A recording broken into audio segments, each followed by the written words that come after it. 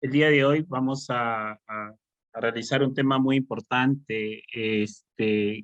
Hasta la fecha, valgan verdades, se crean muchas controversias con el tema de control de hemorragias, el manejo de una hemorragia, porque quedan muchas dudas, existen diversas literaturas, el cual hace que en algún momento nosotros nos confundamos, podamos decidir cuáles son los pasos para poder tener el control de una hemorragia. De hecho, en ese proceso eh, hay un mecanismo muy importante que es evaluar para poder determinar si es que es necesario o no un torniquete, ¿no? Porque ustedes me pueden hacer muchas preguntas en este caso y todo eso, pero en ese proceso hay que entender de que ya no es que exista una información dada por una institución X en el cual alguien me pueda decir hoy día, sí, licenciado, yo he leído de que es mejor soltar el torniquete cada 15 minutos, cada 5 minutos. Toda esa información, específicamente en el año 2017, se hizo un consenso, ¿sí? En el cual se reúne una serie de profesionales de la salud, obviamente que manejan emergencias, en este caso, gente que trabaja para la CIA en Estados Unidos, gente que trabaja para seguridad del Estado, los mismos Marines Corps, que son los infantes de Estados Unidos, los SEALs, gente que trabaja en ambulancias, en el prehospitalario, bomberos, paramédicos del prehospitalario, gente inclusive que trabaja en sala de operaciones. Entonces, eh, se llega a cabo un consenso y en este consenso se reúne a esta serie, a este conjunto de profesionales y se llega a un acuerdo. Lo primero que ellos llegan a encontrar como evidencia es que sí se pueden reducir la tasa de mortalidad, ¿sí? Con el control de hemorragias en pacientes de trauma, ¿no? Y basado en que existen pasos, pero dentro de los pasos y dentro del proceso de evaluación que lo vamos a ver el día de hoy, algo importante es que el torniquete se tiene que colocar, ¿no? Y obviamente no se retira hasta llegar a un centro hospitalario. Eso que quede claro. Ahora, hacia las preguntas de las técnicas, de cuánto tiempo puede estar, y lo vamos a ir viendo el día de hoy en ese proceso, lo que sí tiene que quedar claro que el torniquete en el prehospitalario, según la evaluación que ustedes encuentren con su paciente, se coloca y no se retira hasta llegar a un medio quirúrgico hospitalario. Eso que quede claro. Ahora, en ese proceso, también hay que entender, y que ya lo hemos visto con ustedes en el manejo de pacientes politraumatizados, en cuanto a la evaluación, el XABC, ¿sí? En cuanto a la evaluación de un paciente de trauma, en la evaluación rápida que se tiene que hacer con el paciente, se tiene que hacer un XABC, ¿no? Hablamos de que X es el control de las hemorragias exsanguinantes. De hecho, si hablo de X, yo estoy hablando de un sangrado, ¿no? Eh, Bastante difuso, evidenciado, ¿no? No controlado en una fase inicial. Entonces lo que se tiene que hacer es colocar el torniquete. Puntos importantes, ¿no? Porque mucha gente me dice en algún momento, por ahí existen ciertas dudas de lo que se tiene que hacer, les cuento. Tuve la oportunidad de ir a dar una capacitación en una empresa bastante grande acá en el Perú, no voy a decir el nombre, y ellos me decían que dentro de todos sus tópicos, porque es una empresa minera bastante grande, ojo, miren qué importante es esto, se habían en algún momento retirado los torniquetes, ¿no? Entonces tuve la oportunidad de conversar con la gerencia sobre este tema y yo les decía, ¿por qué sacaron el torniquete de todos sus tópicos de primera atención?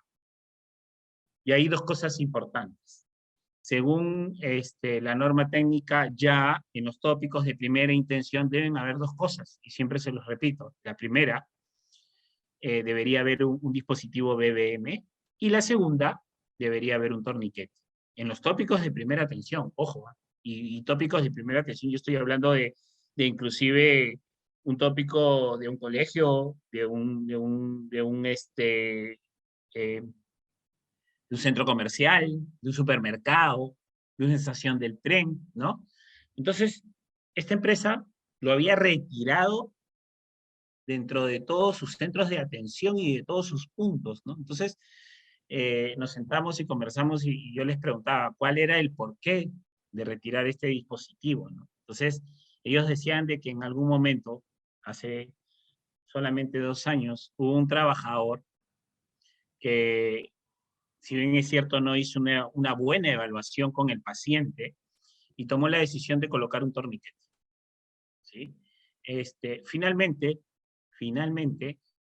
eh, se dice que porque habían cámaras, este sangrado no era tan difuso y que no era necesario colocar el torniquete y que por ahí la persona en el cual fue asistida perdió el miembro inferior, en este caso la pierna derecha, ¿no? Entonces, o parte de la pierna derecha, ¿no? Producto de que no hubo una circulación. Entonces, varias cosas de por medio, ¿no? Lo importante que se tiene que tener el día de hoy es aprender a evaluar a un paciente y aprender a reconocer una hemorragia exsanguinante, una hemorragia que ponga en riesgo la vida del paciente, una hemorragia que sea más importante inclusive en la evaluación que el mismo ABC.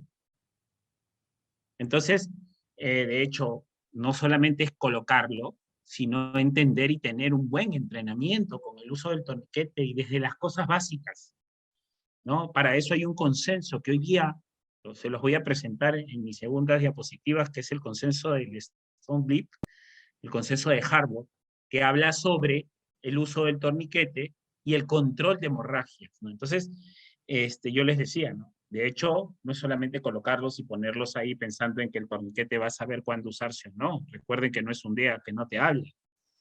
Lo que sí es cierto es que, primero, sí debería estar, partiendo desde lo que debería en un centro de primera atención. Segundo, eso tiene que ir acompañado del entrenamiento correcto, ¿no? Porque si es que yo creo, según mi evaluación, porque es que esa evaluación va a depender de lo que ustedes evidencien con el paciente, podría colocar inclusive conceptos como la mano enguantada, que lo vamos a ver el día de hoy, conceptos como apósito compresivo en primera, en segunda, en tercera intención, conceptos como un vendaje de tipo israelí, y conceptos inclusive como el empaquetamiento, que también lo vamos a ver el día de hoy. Y obviamente, después de todos esos pasos, si creo que no ha sido controlado, tendría que colocar un torniquete. Ahora, si veo que es un sangrado de tipo arterial, bastante difuso, incontrolable, de hecho, yo tendría que ir a lo primero, que tendría que ser lo más agresivo, colocar un torniquete, ¿no? Entonces, yo creo que con esta empresa que les cuento, hubo un problema con la falta de entrenamiento. No soy quien para juzgar al que lo colocó, porque tampoco podría decir qué tan prominente fue el sangrado o qué tanto no lo fue. Por eso le digo, las heridas son múltiples y va a depender de la evaluación. Ustedes tienen que tener un pensamiento crítico, de hecho, pero lo que también es importante es saber que todo no es crítico. Entonces, tengo que empezar desde lo básico hasta lo avanzado. Entonces, a eso apuntamos el día de hoy, chicos. Vamos a empezar desde lo básico. Bien, ¿cuál es el objetivo? Desde lo básico, desde una herida sangrante. Primero, entender, cualquier orificio de entrada es un mecanismo de entrada sin una infección. De hecho, cualquier herida abierta es una herida contaminada, definitivamente. Ahora, la pregunta es, y todos nos preguntamos, ¿por qué cuando tenemos una herida, el médico determina que necesitamos una cobertura antibiótica, ¿no? Entonces, es una cobertura antibiótica profiláctica. Recuerden, una herida abierta es una herida contaminada. Y de hecho, es decisión del médico según su evaluación, de acuerdo al tamaño, de acuerdo a lo que él evidencia, de acuerdo al tipo de contacto que ha tenido esa herida, el médico determina la cobertura antibiótica. De hecho, ¿ya? El antibiótico se da de forma profiláctica, vamos a decirlo aquí. ¿Sí? Entonces, empezamos con los objetivos. Definir correctamente el concepto de heridas y hemorragias. Bien. Describir los procedimientos de primeros auxilios para las heridas leves, simples y graves y complicadas. ya sabemos que el concepto de primeros auxilios es uno, ¿no? Que no se nos mienta y que no se nos haga creer que existen primeros auxilios avanzados, primeros auxilios básicos, eso no existe. Primeros auxilios es para cualquier persona. De hecho, hoy en día ya se ha perdido este tipo de educación, inclusive en los colegios, ¿no? Cuando debería. A veces nos preocupamos en el simple hecho de implementar un botiquín en nuestro centro de labores, cuando ya sucede. O sea, después que sucede, nos preguntamos, y hubiéramos tenido, ¿qué hubiera pasado, no? Definitivamente, ¿no? Y esto, y vuelvo a repetir, tiene que ir acompañado de un entrenamiento. Les decía que la primera causa de muerte acá en el Perú en paciente pediátrico es el trauma, ¿sí? No sé si lo recuerdan. ¿Qué es importante de todo esto? Les cuento, pues. Hay un estudio acá en el Perú en el cual se determina, lo pueden buscar en el Google sin problemas, de que los niños que llegan a un centro hospitalario, no solamente del Estado, inclusive del sistema particular, cuando llegan con una herida contuso cortante, ¿sí? Por lesiones ocasionadas en un colegio, la mayoría llega con, si bien es cierto, la primera atención que se le dio debería haber sido con un apósito, con un vendaje, porque claro, están en un colegio. Pero les cuento, pues, más del 50% de niños o de estas atenciones llegan con un trapo sucio, llegan con un pañuelo, llegan con papel toalla, papel higiénico. Entonces la pregunta es, ¿por qué llegan con eso si están en un colegio donde se supone que debería haber un botiquín de primeros auxilios? Ahora, ojo, a que no se me diga de que no, que hay colegios que tienen vamos a decirlo así, un tema económico distinto.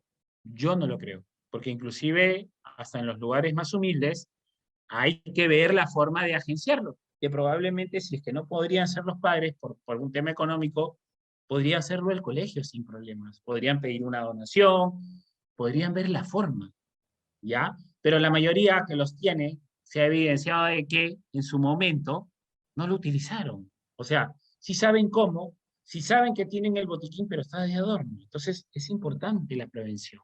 Y ya hemos hablado de prueba. Bien. 3, describir los procedimientos de primeros auxilios para las hemorragias leves y graves. Primeros auxilios, ya saben, es la primera atención, la ayuda inmediata. Nadie quiere que suceda, nadie quiere que pase. ¿Hacia dónde apunta? ¿Hacia dónde apunta la atención? Hacia la prevención, y parte de la prevención, recuerden, tiene que haber una implementación de lo que yo tengo que tener. De hecho, hoy en día, la verdad, ya se nos hace, digamos que más común, vamos a decirlo así, el tener al alcance de repente una mascarilla, ¿sí? Unos guantes, bien. Ahora, antes no. Valgan verdades, 50 metros a la redonda y no encontrabas una mascarilla, ¿no? Pero sin embargo ahora, entonces, tuvo que venir el COVID para tomar precauciones con eso. Ahora, con una herida abierta hay que entender que no solamente me puedo contaminar yo, sino también me puedo contaminar a mi paciente, ¿sí? Eso que quede claro. Ahora, si no existe esa posibilidad, yo les voy a decir algo, que de hecho me van a decir, sí, pero no es ético, licenciado. Bien. ¿Qué pasa si estoy en un lugar y no tengo guantes? ¿Podría utilizar una bolsa? Claro, de hecho, no es lo óptimo. No es que yo tenga que enseñarle a la gente a que tenga que usar unos guantes, ya, que tenga que usar una bolsa. No es esa la intención, que quede claro. Pero lo que sí tiene que quedar claro es que de alguna u otra forma tengo que reducir la probabilidad de contaminación. ¿Ya? Que sea lo óptimo, no. ¿Por qué les digo esto? Porque he visto personas sangrar, ¿sí? Y en algún momento nadie se hacía nada porque simplemente no había guantes, pues. Bien, no había guantes, había un botiquín, nadie preguntó, nadie dijo dónde estaba, y si no lo había, por lo menos ahí sí es válido ver algún objeto que de alguna u otra forma, hasta cierto punto, pueda contrarrestar eso óptimo que debería ser un guante. De hecho, a eso apunto yo, a entender de que no puedo dejar sangrando a alguien si no tengo un guante. Bien. Obviamente es una persona, un accidente repentino, ¿no? Y tenemos los recursos mínimos de atención hasta la llegada del personal médico o paramédico al lugar del accidente. Hasta ahí. Si es un sangrado profuso, difuso, y tengo que pararlo, yo no voy a esperar al médico o al paramédico. Y es por eso que en los tópicos de primera atención debería haber un torniquete. Ahora, ¿cuál es la lógica? Les cuento. Varias cosas. Existen obviamente hemorragias abiertas y cerradas. Vamos a hablar rápido de las abiertas. En general, lo más importante, ¿sí? Un vaso arterial femoral, por ejemplo, es un vaso que se podría causar una desanguinación en 35 segundos. 35 segundos. Claro, por ahí otra persona me dirá, sí, pues va a depender del tipo de corte, del tipo de lesión. Sí, claro, y va a variar el tiempo, también es válido. Pero lo que sí es cierto es que como no sabemos, es probable que la persona se choque y muera por un shock hemorrágico, ¿no? Entonces, eso sí es importante. Ahora, ¿cuánto tiempo se puede producir una desanguinación? Ya le he dicho 35 segundos. Ahora, según teoría, el cuerpo humano tiene, vamos a decirlo así, de 4 a 5 litros de sangre. Bien, 5. Según el Pre-Hospital Trauma Life Support, soporte de día de trauma, en el PHTLS te dice parámetros que una persona se puede descompensar más o menos con una pérdida de 1500 cc. ¿Sí? Es un promedio, pero no todos somos iguales. Recuerden, va a depender de muchos factores, de peso, de talla, de sexo, del sistema inmunológico, del sistema de respuesta. Entonces quiere decir que una persona se puede descompensar tranquilamente con 500 cc.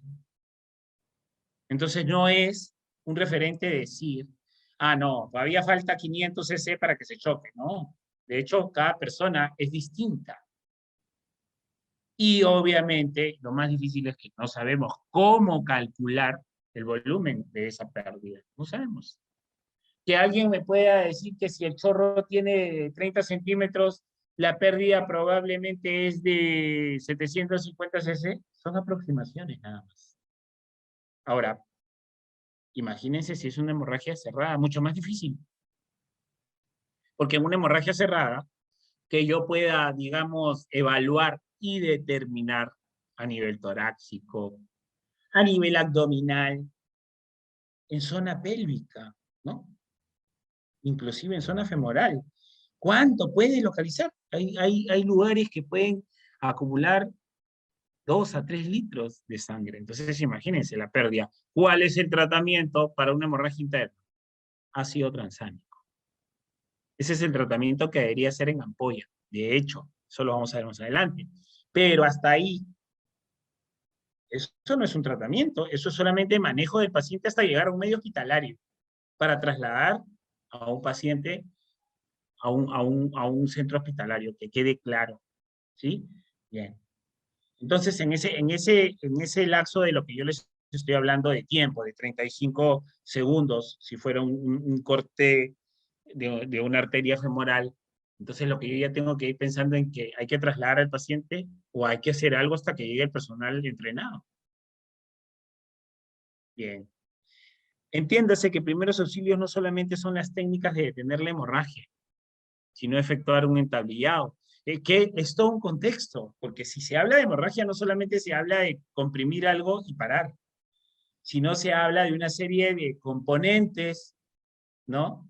O de un sistema descompensatorio del cuerpo, porque es que va a haber dolor, y el dolor provoca hipotensión, provoca taquicardia. La pérdida de volumen provoca taquicardia.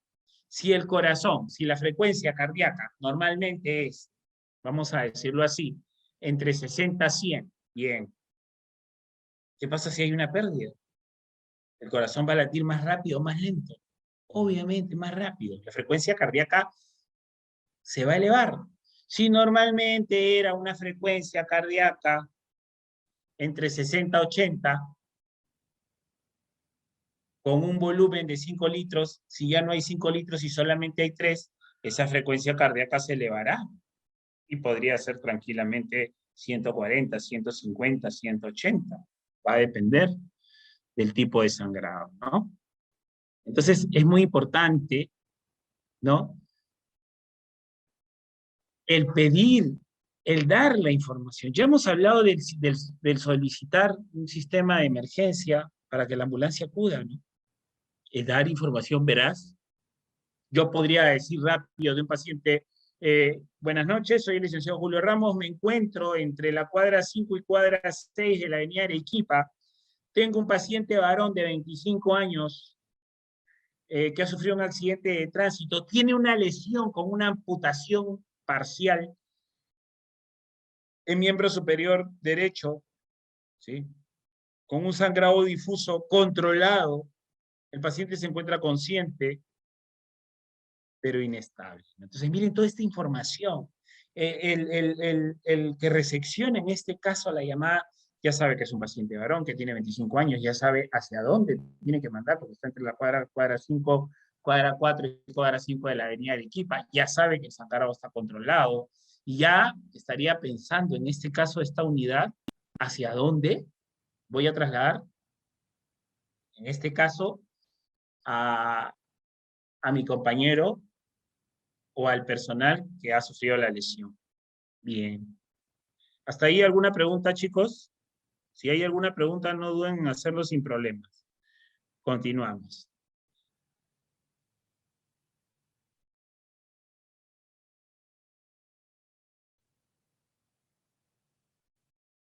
Bien, seguimos. Heridas. El concepto y la clasificación. Las heridas son muy frecuentes en todas las personas. ¿Quién no ha sufrido alguna? Es necesario saber como mínimo cómo reaccionar ante ellas. Cosas importantes en general, ¿no? Es una herida contaminada. Lo único que se tiene que primero entender que es una lesión abierta. Hay que lavarlo. ¿Con qué? Con agua y jabón.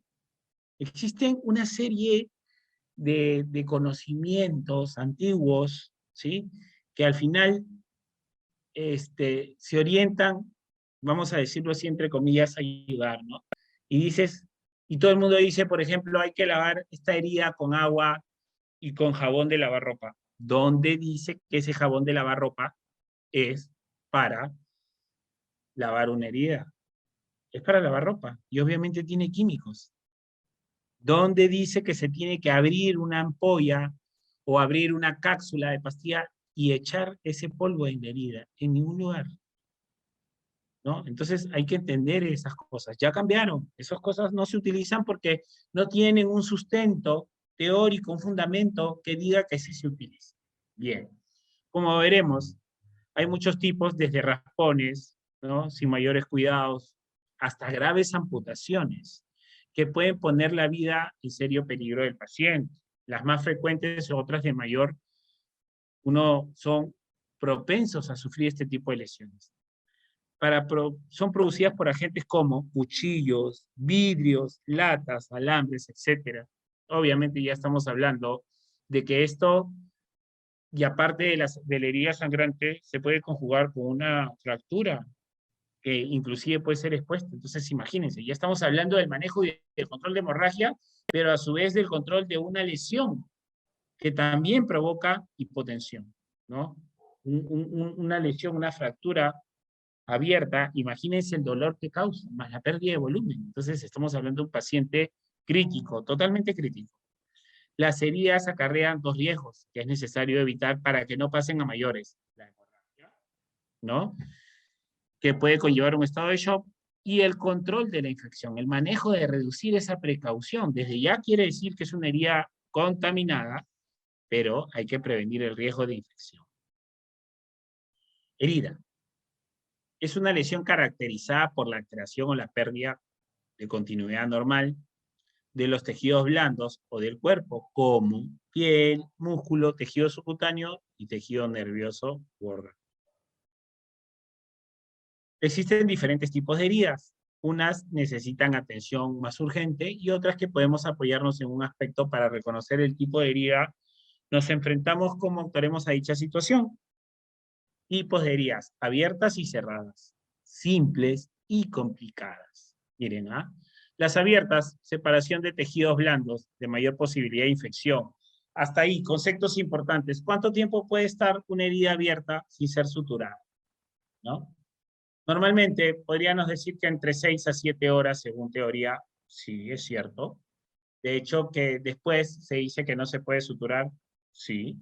La pregunta es, ¿y si uno traslada a una persona, y si ya pasaron más de 7 horas, entonces ya no la cierro? No, sí, de hecho, pero es que eso ya es un mecanismo de un tratamiento médico. El médico tendría que degrilar el tejido, vamos a decirlo así, para poder afrontar este tipo de herida, ¿no? O sea, no es que quede así, pero bajo ese concepto ya sabemos que el tejido podría estar hasta cierto punto circulando, ¿no?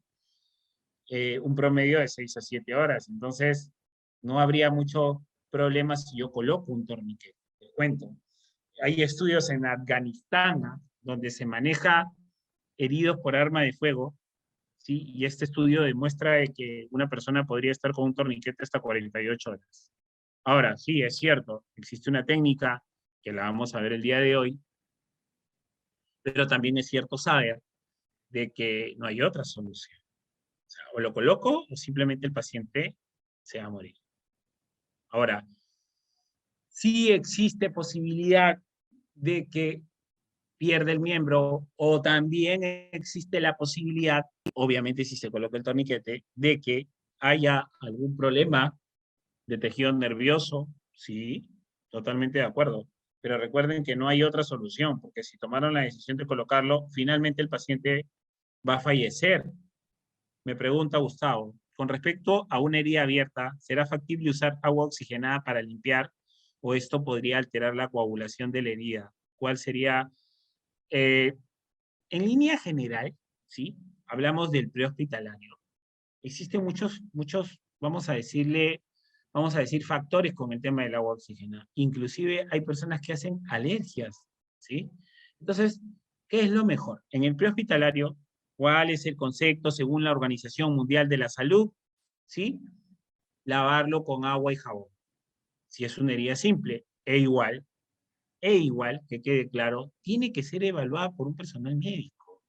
Y el médico decidirá cuál es el tipo de terapéutica para cada paciente, la curación que tenga que hacerse y con qué se tenga que hacer, según la evaluación. Entonces, lo que sí hay que entender que el protocolo, según la Organización Mundial de la Salud, acá en el Perú, es solamente lavar la herida con agua jabonosa. Y después de eso, sí tendría que ser evaluado por un personal médico. Alguien me podrá decir, sí, licenciado, pero me voy a ir al médico por una herida. Debería ser así. Porque el problema es cuando es que esto causa una secuela y sigue contaminando y no afronta y no cierra. ¿Sí? Normalmente, cuando somos niños o cuando nosotros somos niños, los que somos adultos, en nuestra época no pasaba nada, probablemente. Pero ahora existen muchas bacterias, muchos microorganismos totalmente distintos. Entonces, lo que sí tenemos que aprender, que existe profesionales de la salud para eso. El médico lo evalúa y determina cuál es el tipo de curación. Entonces, el gol estándar en una herida simple es simplemente agua jabonosa. Se puede hacer con agua oxigenada, pero eso es un medio hospitalario. Que quede claro eso. Bien. Entonces, seguíamos con las heridas abiertas con separación de tejidos blandos. Les decía, en una herida canina, en una herida por un perro, ¿sí? Hay varias cosas que la gente no tiene claro, ¿no? Les cuento. Se dice que una herida abierta por una mordedura de perro no se tiene que suturar. Entonces, yo pregunto, ¿entonces se tiene que dejar abierta? No, lo que sucede es que hay un mecanismo de contaminación. Y en ese mecanismo de contaminación es probable que si lo afrontemos sea difícil o es casi seguro que se infecte. Pero para eso el médico, según costo-beneficio, determina cuál es la cobertura antibiótica ideal. Generalmente para mordedura de can, para que sepan, y obviamente solamente es por conocimiento porque yo no soy médico, el gol estándar en la cobertura antibiótica es la amoxicilina con el ácido clavulánico. Ese es el tratamiento. Ojo, pero les vuelvo a repetir, por ahí otro médico decía otra cobertura antibiótica. Y no es que esté mal, que quede claro. Ahora, Preguntas, ¿qué es lo que sucede cuando un perro le muerde a una persona? La herida está abierta y te dicen, si es que el perro se muere en, en 2 días, hay que observarlo, es que el perro tenía rabia. Entonces todos decimos, ¿y si es que no se muere, no tenía rabia? Eso es totalmente falso. Entonces ahí vienen varias cosas y varias preguntas. ¿Por qué el perro se muere cuando supuestamente tiene rabia? Les cuento, lo que produce es una encefalitis, una enfermedad en el cerebro, en el sistema nervioso del perro. Entonces, justo cuando está en la fase final de la encefalitis, ¿sí? El perro se desconoce y el perro no se controla y el perro pasa por una serie de cambios, ¿no? Empieza a salivar, empieza a querer morder y pierde el control, inclusive a sus mismos dueños les puede morder. Y justamente en esa etapa, en la fase final de la encefalitis, ¿sí? Hay que entender de que probablemente si te muerdes porque ya está el perro justo ya para morirse. Por eso pasa eso. O sea, es que no es que se muera porque te mordió. Bien, la pregunta es, ¿existe la posibilidad que si no se muere el perro tenga rabia? Claro que sí. Probablemente te mordió porque el perro es agresivo teniendo rabia y puede estar con la enfermedad y no se muere. Y eso no significa que no tenga rabia. Es más, si ustedes buscan la literatura, la sintomatología, en una persona que tiene rabia, para que sepan, ¿sí? Este, en realidad podría darse hasta inclusive después de un año, o en ese proceso aumentar la sintomatología. O sea, miren qué tan importante es todo esto. Porque es que a veces vamos a un centro hospitalario y preguntamos, el doctor nos pregunta, sí, me mordió un perro. Sí, pero ha sido hace un año, eso no es importante. Sí es importante, porque a veces esta sintomatología aparece después de un año, chicos. Y está en la literatura, lo pueden revisar para que vean. Entonces, es importante conocer, porque a veces nosotros como profesionales de la salud nos preguntan, ¿y qué pasa cuando el perro se muere? O sea, ¿se muere porque la persona tenía rabia o porque justo nos damos cuenta que si se muere es que tiene rabia? No es así. Es porque es que el perro está cursando una encefalitis y ya está en la fase final. Bien. Obviamente hay mayor posibilidad de infección. Las heridas cerradas no se observa separación de los tejidos, generan un hematoma, una hemorragia debajo de la piel o una hemorragia de vísceras o cavidades. Bien. Generalmente producidas por golpes, requieren una atención rápida porque pueden comprometer una función de un órgano. Claro, a veces uno se golpea y se forma un hematoma y esa sangre se coagula y se puede infectar. Hay un tratamiento, el Iroduib, y siempre por ahí algunos datos importantes. ¿Qué es el Iroduib? ¿Qué tiene el Iroduib, por ejemplo, o este tipo de medicamentos? Adicional a que tiene un componente, para que sepan, analgésico, adicional a que tiene un componente que ayuda antiinflamatorio, también tiene un componente antitrombótico, ¿no? O sea, que si es que tienes un hematoma que se visualiza superficial, puedes untarte esta crema que funciona como antitrombótico y rompe el trombo y eso va a ayudar a desaparecer. Bien, seguimos. Simples, heridas simples o leves, afectan únicamente a la piel, no alcanzan a comprometer o dañar órganos importantes. Entre ellas, los populares raspones, arañazos, cortes superficiales.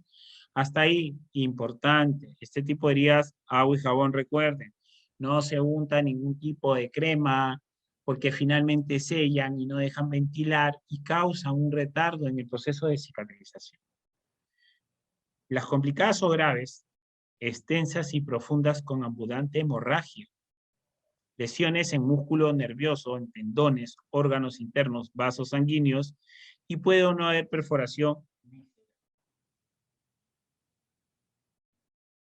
Existen diferentes clasificaciones a sus características, según el estado de la herida, según planos afectados, según el riesgo de contaminación, pero en esta ocasión describiremos la clasificación de acuerdo a la causa que lo produce.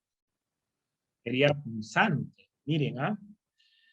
Causadas por objetos puntiagudos, clavos, agujas, anzuelos, caracterizada por, obviamente, dolor.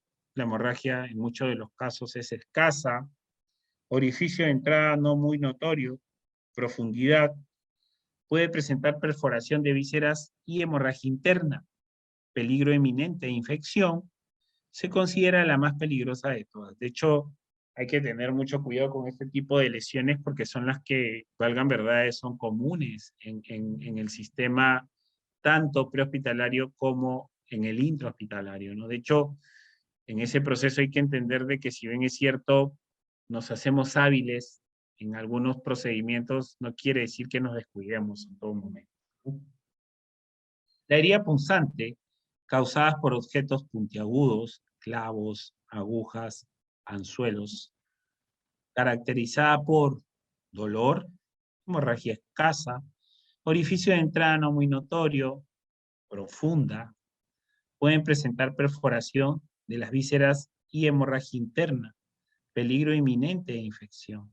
Se considera la más peligrosa de todas. Miren, este tipo de lesiones, recuerden que, por ejemplo, en la imagen de abajo, vamos a ver que ahí está introducido un clavo.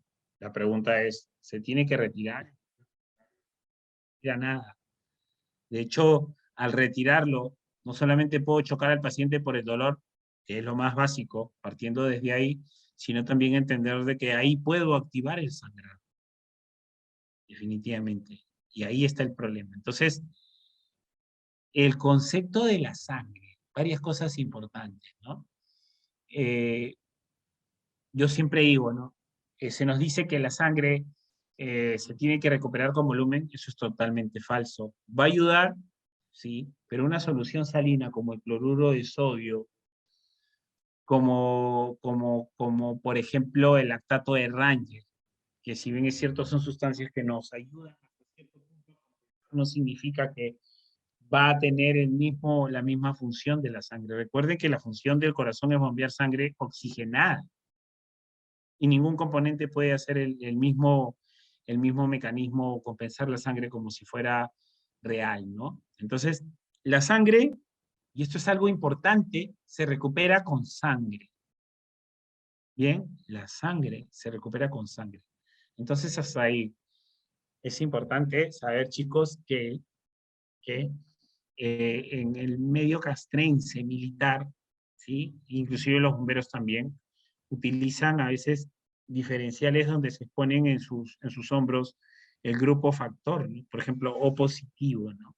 La pregunta es, dicen que eso se coloca por si es que existe la posibilidad de una transfusión de emergencia. No, no se puede hacer una transfusión de emergencia sin antes hacer algo que se llaman pruebas cruzadas. Les digo el ejemplo. Por ejemplo, con Gustavo. Yo podría ser O positivo y Gustavo también podría ser O positivo y no se podría hacer una transfusión de emergencia antes de haber realizado una prueba cruzada. ¿Por qué? Primero, ¿qué es una prueba cruzada? Una prueba cruzada mide el grado, ¿sí?, de compatibilidad, aún siendo los dos el mismo grupo factor. Bien, entonces, aún siendo los dos O positivos, ¿qué pasaría si yo no hago una prueba cruzada y veo el grado de compatibilidad de esa sangre? Podría haber desde un rash alérgico hasta un paro cardiorrespiratorio. Entonces, miren qué tan importante es esta prueba cruzada que les digo, porque si no la realizo, lo que podría pasar es que el paciente podría convulsionar y podría inclusive llegar hasta un paro. Entonces, imagínense, tendría que haber una prueba cruzada. Ahora, la pregunta es, entonces, ¿para qué a una persona o a los militares, por ejemplo, se les pone este tipo de parches para cuando se encuentren, ¿sí?, en el área de trabajo o de terreno, digamos, una zona caótica y sufren un accidente, un militar? Lo que se hace es dar información al lugar de resección del paciente para que vayan preparando primero la prueba cruzada y segundo, los paquetes globulares para determinado tipo factor de sangre del paciente. Entonces, sí, viene un paciente varón de 25 años con una hemorragia exsanguinante, tiene un tipo de sangre, un grupo factor O positivo, ¿no? Entonces ya están preparando. Para eso es. Para eso es. Ahora, no solamente eso, yo les decía que en algún momento toda la información de nuestro historial médico debería hasta cierto punto centralizarse en todo un sistema de atención. Claro, por ahí que de repente Gustavo tiene un sistema de atención particular, yo tengo un tipo de asistencia de salud del Estado, pero es que en realidad la información del historial clínico debería manejarlo todo. Porque si yo encuentro a un paciente en la calle y yo con su DNI podría tener acceso a todo su historial médico, saber si es alérgico o no, saber qué tipo de factores, y eso puede ayudar a resumir y a un mejor manejo en el plan hospitalario del paciente. Si hay alguna pregunta, chicos, no duden en preguntarlo para no seguir avanzando. Herida cortante. Es generalmente producida por objetos afilados, vidrios, cuchillos, latas, caracterizadas por presentar una herida con bordes limpios, bordes lineales, hemorragia escasa, moderada o abundante. Puede afectar músculos o tendones y nervios. Hasta ahí, cosas importantes, sabemos que esto es una herida contuso cortante, una herida cortante abierta, de hecho, que tiene que ser suturada. Podría estar tranquilamente hasta 6-7 horas para que pueda ser suturada. De hecho, yo podría decir que es una hemorragia exsanguinante. No, no, no es una hemorragia exsanguinante. Necesito, en este caso, un apósito compresivo porque probablemente hay cierto sangrado y comprimir directo nada más. ¿Sí? Muchas veces en la fascia de la cara se encuentran heridas sangrantes que a veces son pequeñas, pero nos asustamos y las dejamos sangrar y cuando nos damos cuenta son más pequeñas de lo que aparentan. ¿Y el por qué? Porque parecen bastante grandes, pero no lo son.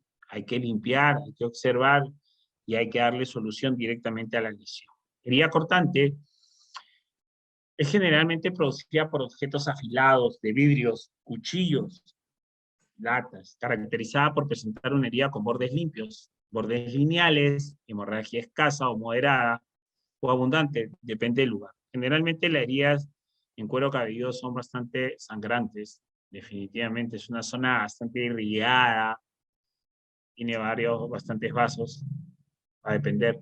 Puede afectar músculos, tendones y nervios, ¿sí? De hecho que podría complicarse totalmente, ¿no? Una herida punzocortante es producida por objetos puntiagudos y filosos, puñales, tijeras, cuchillos, huesos fracturados, etcétera, ¿no? Combina los dos tipos de heridas anteriores, punzante y cortante. Cosas importantes. Sabemos que no se tiene que retirar, pero imagínense en esta imagen con este tipo de paciente que ya no solamente hay un problema, porque podría haber lesión traumática, podría haber lesión de tejido con un probable shock hemorrágico y a su vez hay un problema circulatorio con un problema respiratorio.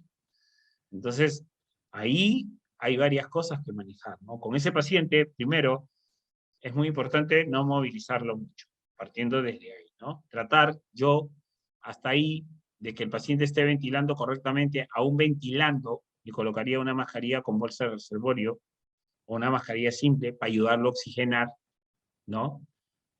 Mientras aparentemente sea superficial y no haya mayor compromiso. Si es que está comprometido la vía aérea y con ese tipo de corte, yo lo que tendría que hacer es una crico un poco más abajo y tratar de hacer una intubación desde esa zona, ¿no? Retrógrada. De hecho, tratar de introducir el tubo por debajo del cuchillo. ¿Es invasivo? Totalmente, totalmente, ¿no? Si es necesario sedarlo o una sedación rápida, totalmente. Pero va a depender del caso. Me pregunta John, ¿qué ocurre cuando es una herida pequeña pero profunda? ¿El sangrado no sería abundante? Sí, totalmente. Ahí te cuento, John, existe un concepto que acaba de entrar. Bueno, no acaba de entrar, está inclusive en el consenso del von Blip, que lo vamos a ver el día de hoy, que se llama empaquetamiento, ¿sí? De hecho, en una zona, vamos a decir como ejemplo, el cuadríceps, el muslo, es una zona prominente, muscular, puede ser profundo, lo que tengo que hacer es empaquetar, rellenar, lo vamos a ver más adelante, pero ese es el concepto, empaquetamiento. Antiguamente te cuento lo que se hacía, vamos a decir que fuera en esta zona, era tratar de introducir una pinza para buscar que clampar este vaso que estaba sangrando, que podría ser profundo, ¿no? Introducir.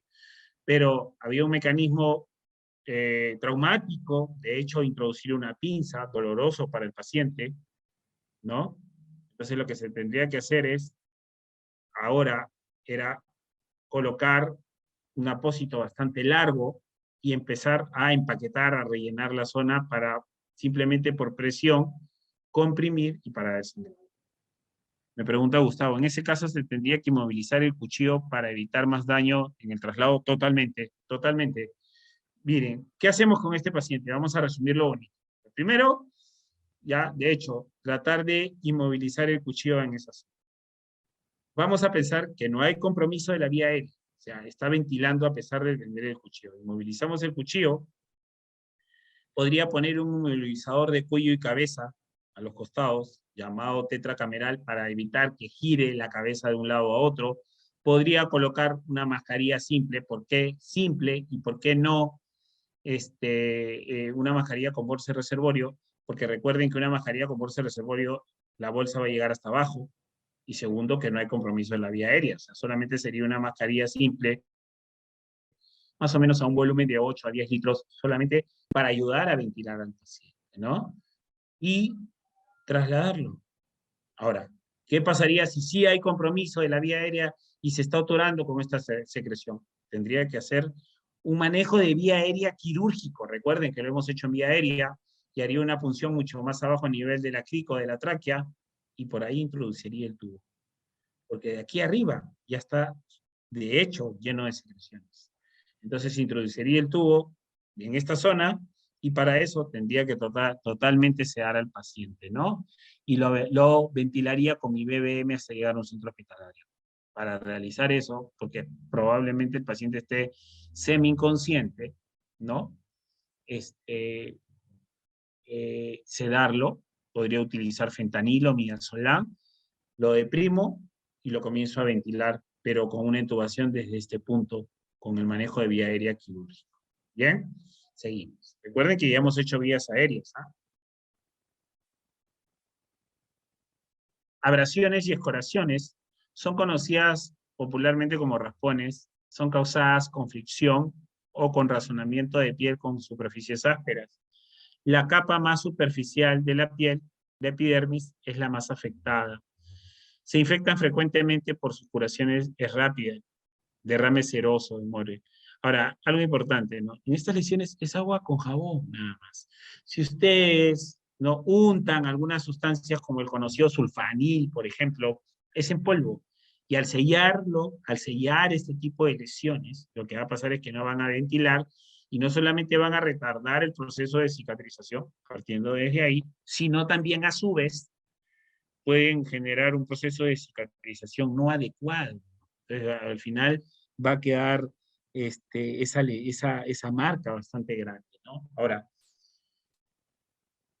¿qué se debe echar?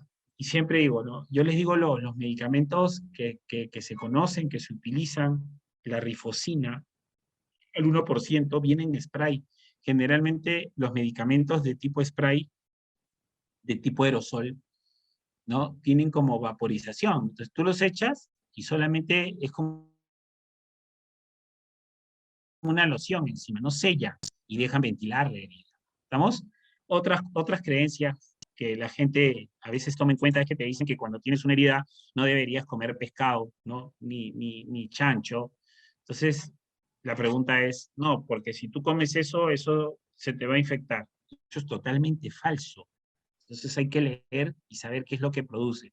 Sí es cierto, el pescado y el cerdo valgan verdades, hasta cierto punto, y es mínimo, para que sepan, retarda el proceso de cicatrización, ¿sí? Que no es igual decir que lo va a infectar, ¿no? Entonces hay que tener en cuenta eso, ¿no? No es que lo va a infectar, solamente que retarda el proceso de cicatrización, y es mínimo también. Laceraciones. Las heridas de tipo lacerante son las lesiones producidas por objetos de bordes dentados generados por desgarros de tejido. Los bordes de las heridas presentan irregularidades.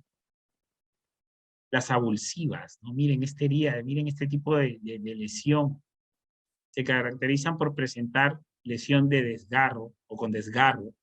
Separar y destruir el tejido suele presentar una hemorragia abundante. Entonces, de hecho, con este tipo de paciente, miren el tipo de trabajo que hay que hacer. Primero, recuerden que probablemente lo más seguro es que se necesite un torniquete. ¿Cuánto? Vamos ya con datos con el torniquete. ¿A qué altura o a qué aproximación se debería colocar el torniquete? Hay dos teorías. Si fuera en la mano, ¿sí? Podrías utilizar la opción de colocarlo lo más cercano al corazón, que es casi por debajo del hombro. Eso es una opción que no es la más segura. Eso dice la teoría americana. La teoría europea te dice que debería de ser de 7 a 8 centímetros por encima de la lesión. Entonces yo diría que más o menos a la altura de la muñeca. ¿Sí? Cosas importantes. En general, chicos, un torniquete se debería colocar de 7 a 8 centímetros por encima de la lesión. Pero por ahí alguien me va a decir, licenciado, pero yo he visto un torniquete que se coloca me han dicho que es por encima de los 5 centímetros. Sí es cierto, es válido. ¿Por qué? Porque todos los torniquetes no son iguales. Porque existen desde los SOLF, desde los CAT, desde los SAM XT, desde los SRE, que son diferentes tipos de torniquetes, y de hecho el fabricante, de acuerdo a sus especificaciones, va a poner el lugar exacto y la cantidad de centímetros por encima de la lesión. También es válido. Entonces lo que ustedes tienen que hacer es leer ¿sí? las especificaciones de su torniquete para saber cuál es el mejor para ustedes. Bien.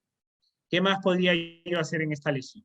¿No? Adicional de que ya contrarresté la hemorragia, tendría que inmovilizarlo, ¿no? Podría poner por debajo una férula maleable, de hecho, que tenga este tipo de forma para que no siga moviendo, porque el movimiento va a causar dolor. Y hasta ahí podría ponerle un apósito por encima de la lesión. En este caso, sí, yo diría, por este tipo de lesión, podría ser un apósito húmedo con solución salina, ¿no? Para ayudar un poco a la circulación. Recuerden que esto no es una quemadura, es una herida avulsiva, para que quede claro. Entonces, coloco una férula maleable para que no siga moviendo, coloco un apósito húmedo con solución salina, cloruro de sodio 0,9%, y adicional un vendaje, ¿no? No de tipo compresivo, sino solamente para que hasta cierto punto controle o le dé estabilidad a la lesión, ¿no? Y con eso podría trasladar a mi paciente, pero podría ayudarlo con una vía y con la analgesia. La analgesia es importante en este tipo de lesiones, ¿sí?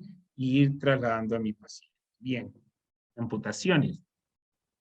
Es la pérdida de una parte del cuerpo, generalmente del dedo de la mano de la piel o del brazo o la pierna. Está claro. Ahora, cosas importantes con las amputaciones, chicos. Lo primero, no siempre una amputación va a ser sangrante. La pregunta es, si no es sangrante, ¿debería colocar torniquete? Les cuento.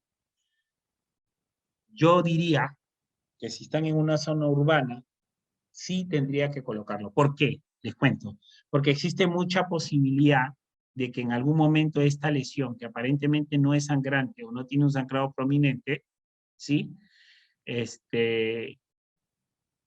Podría empezar a activarse y empezar a sangrar de acuerdo al movimiento en el momento de estabilización de la lesión.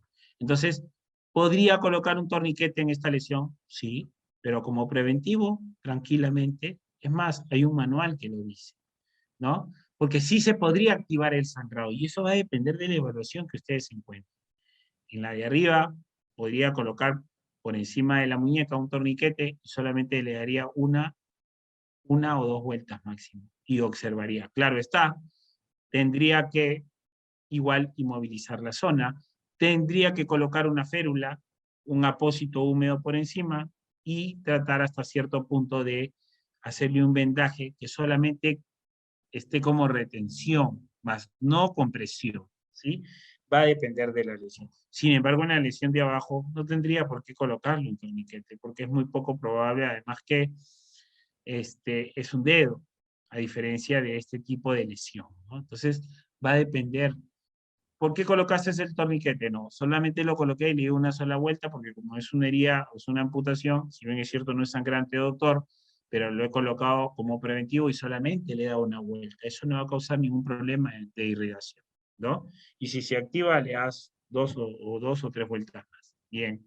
Las contusas son producidas por la resistencia que ejerce el hueso ante el golpe de un niño, como puño, piedras, palos, produciéndose lesiones de tejidos blandos, hematomas y dolor de causas más comunes de estos tipos. Bien, varias cosas. Lo que ustedes pueden ver acá es una lesión, obviamente, aparentemente por una agresión. Tiene un edema palpebral, tiene una lesión contusa parecido a un ojo de mapache, que se da en el momento de la lesión directa, ¿no? Con este paciente lo que más importa es el sistema nervioso totalmente, ¿no? Que esta persona no se descompense ante tanto golpe. Con el niño, con este tipo de herida abierta, hay que tener bastante cuidado porque generalmente hay que ver la forma del abordaje con un paciente pediátrico. De hecho, recuerden que no se puede realizar ningún procedimiento sin autorización de sus padres. Entonces, en el prehospitalario, solamente comprimir, ¿no? Colocar un apósito en esa zona. Es difícil que puedas colocar un esparadrapo porque no va a pegar, por ahí que puedes realizar un tipo de vendaje en cabeza para que pueda ayudar a asegurar el apósito y no se mueva. Magulladuras, este tipo de lesiones son causadas por golpear o comprimir una parte del cuerpo sin producir una herida exterior, ¿ves? Son heridas en realidad simples, como una mancha, llamadas equimosis, y estas heridas van muy bien con lo que le comenté, que era el Iroduic, ¿no? Que viene a ser un antitrombótico. Los aplastamientos, se presenta cuando ejerce una fuerza o una presión sobre una parte del cuerpo. Este tipo de lesiones casi siempre sucede cuando parte del cuerpo es aplastada entre los dos ejes pesados, llamado, el famoso llamado síndrome compartimental. De hecho, esto sí es una lesión que provoca un compromiso, un aumento de presión en el brazo, la pierna, y obviamente hay un daño muscular, nervioso, vascular o tisular, independientemente de que también podría haber tranquilamente fractura, laceración de herida abierta, miren este tipo de lesión, lesiones de nervio y infecciones secundarias. Este tipo de lesiones, si está cerrado, hasta cierto punto yo diría que, y depende del tiempo de traslado, o sea, si es que es corto, tengo que trasladarlo rápido, inmovilizarlo, manejo de dolor y trasladarlo, ¿no? Y si es un traslado bastante largo, en el cual me va a determinar unas 8 a 10 horas, porque puede pasar, si es que estamos en provincia, lo único que hay que tratar de hacer con este síndrome compartimental, que genera aumento de presión en la zona, es debrilar, hacer cortes. Y hasta cierto punto hacerlo sangrar un poco. Igual colocar un apósito, ahora me dirán, pero eso es traumático, sí, totalmente. Pero recuerden que hay una presión del tejido. Y si ustedes no hacen eso, lo que va a pasar es que se va a comprometer y puede perder el miembro. Seguimos. Principios generales para el tratamiento de las heridas abiertas o externas. Detener la hemorragia. De hecho, evitar la contaminación e infección. Dar atención para el shock. Obtener el sistema médico. Vamos a lo que viene a ser el tema del manejo del shock, porque, y esto tiene que ver con la recuperación del volumen y de fluidos. De hecho, les decía que la sangre se recupera con sangre. Eso sí está claro. Ahora, la pregunta es, ¿para qué es la vía? Para dar atención al shock. ¿Qué quiere decir? Que si yo ya controlé la hemorragia, ¿sí? Y si estoy trasladando a mi paciente, probablemente me demore de 2 a 3 horas para llegar al centro hospitalario, ¿no?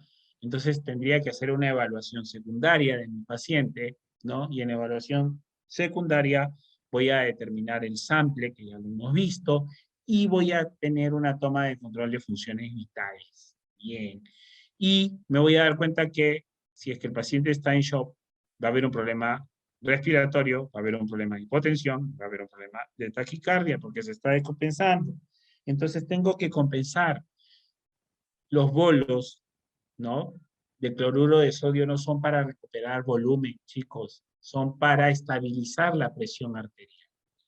Entonces, a este paciente, una vez que controlé la hemorragia, tengo que controlar y estabilizar la presión arterial, a su vez, manejar el dolor, porque recuerden que el dolor también puede conllevar al shock, y ponerle un soporte respiratorio, podría ser una cánula, podría ser una mascarilla, de acuerdo a la necesidad del paciente, y trasladar al paciente. Cada vez que el paciente se me descompense, manejar el shock. Eso es lo que tengo que hacer. Bien. Primeros auxilios para heridas leves simples. Obviamente lavarse las manos.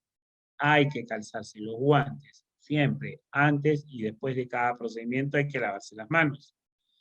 Evite hablar, toser o estornudar al momento de tratar las heridas. Utilizar mascarillas.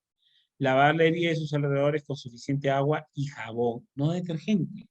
Y al decir no detergente significa no es lavar, no es con jabón de lavar ropa, ya lo hemos visto. Seque la herida con una gasa estéril o un paño limpio.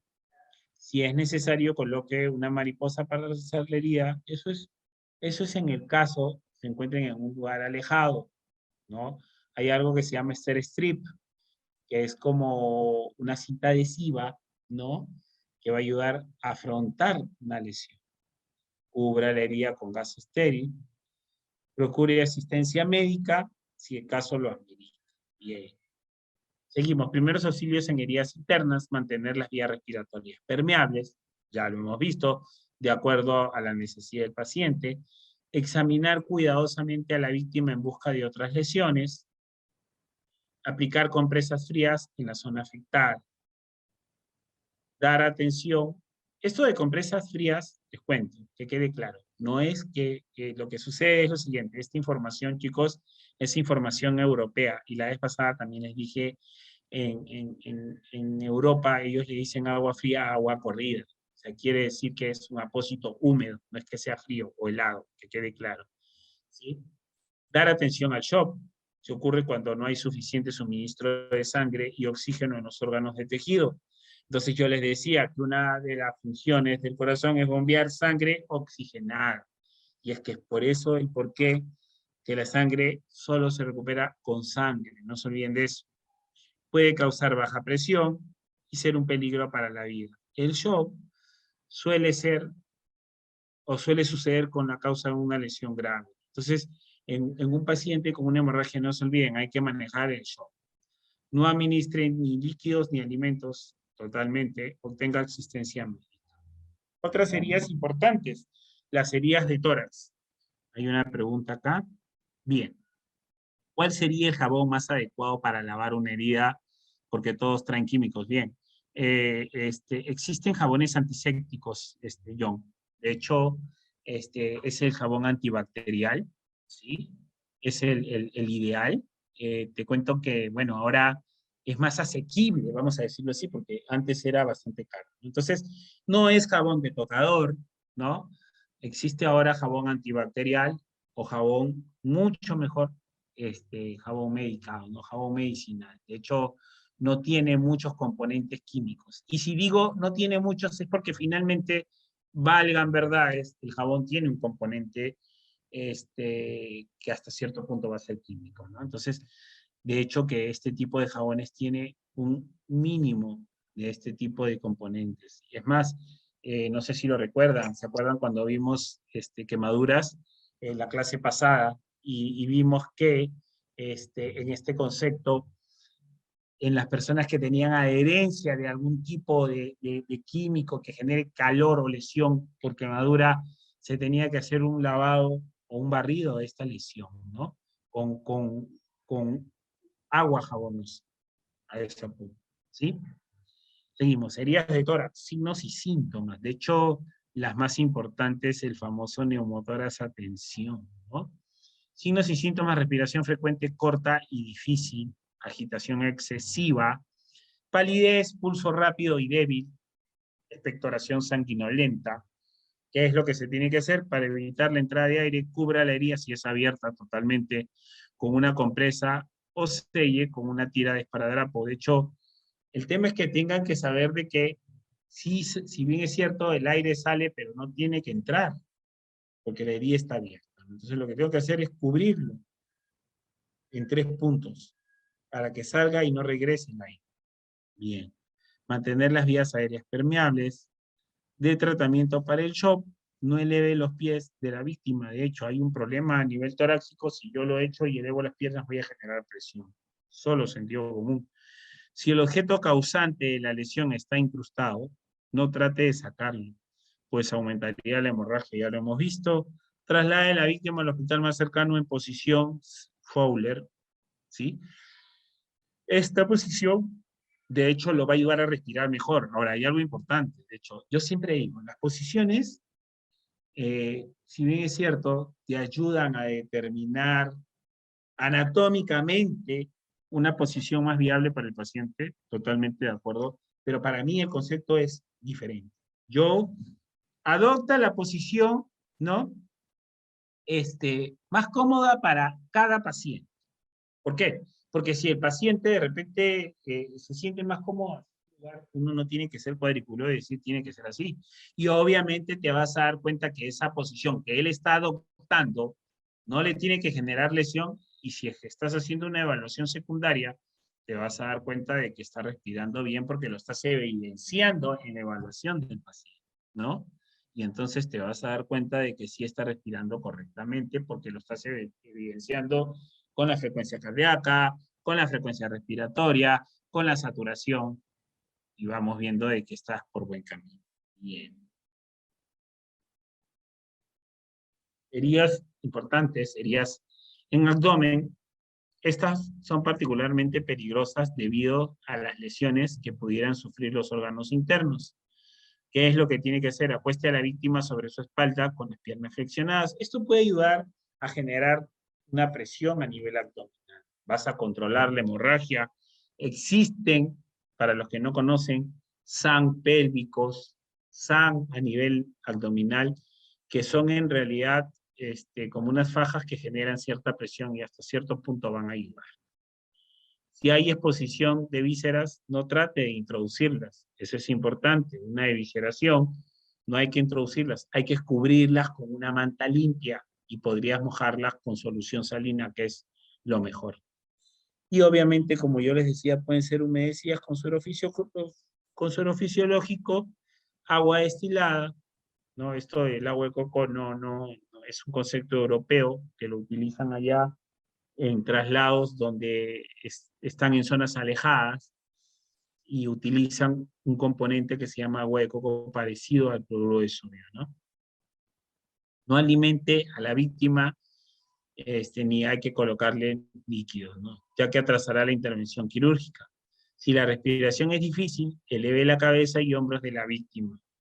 Traslade rápidamente, cuidadosamente a la víctima al hospital más cercano. Hay un medicamento que se llama ácido transánico.